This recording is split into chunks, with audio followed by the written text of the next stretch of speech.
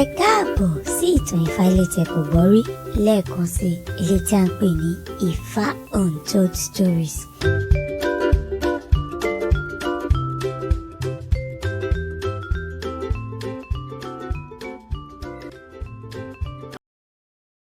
Ní apá kìíní, gbogbo wa ti rí bí wọ́n ṣe dìtẹ̀ mọ́ Olúkira, bí wọ́n ṣe ń bàjà.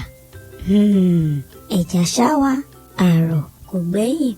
Ẹja òjijì fúnra ẹ̀tẹ̀ sọ pé wọ́n fara mí ṣọ̀kan láti lè ṣe kí ni rí ẹ̀yìn Olúkira. Apá kejì làwa wàyí o.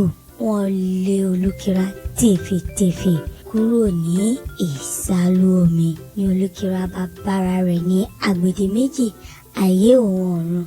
Ṣèbí wọ́n sọ pé bí a ṣe ń nájà láyé, òun náà ni wọ́n nájà lọ́run.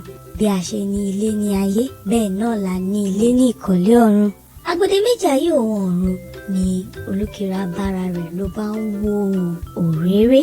Ṣàdédé ló tajú kan lọ́ọ̀kan ló bá rí àwọn ohun àbàmẹ́rìírí.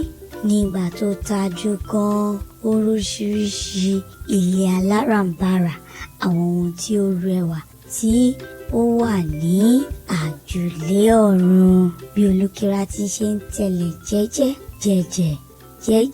jẹ́jẹ́ ló ń wò wípé ibo lòun ó gbà, kí lòun yóò ṣe. Ibi tó ti ń wò ló bá rí àbẹ́dẹ́. Olúwa àbẹ́dẹ́ ó yọ̀ sí gidi. Olúwa àbẹ́dẹ́ àwọn náà ń lọ láti lọ rú ẹbọ torí wípé ilé ayé òun náà nílò láti rú ẹbọ ní ìjọsí. Ojú ọ̀nà tí Olúwa àbẹ́dẹ́ wà yìí, ọ̀nà ti rí Olúkira. Nàbà ní kí ló dé? Olúkira bá kẹjọ́ ló bá rò wípé nǹkan ṣe mí. Olúwa àbẹ́dẹ́ ní Olúkira, tẹ̀lé mi ká lọ.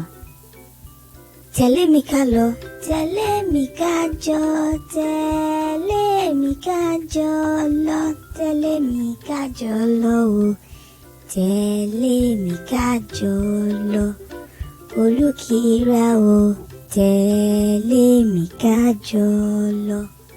Àwọ̀ àbẹ́dẹ́dẹ́, tẹ̀lé mi ká jọ lọ. Wọ́n ti jọ ń lọ o, tẹ̀lé mi ká jọ lọ.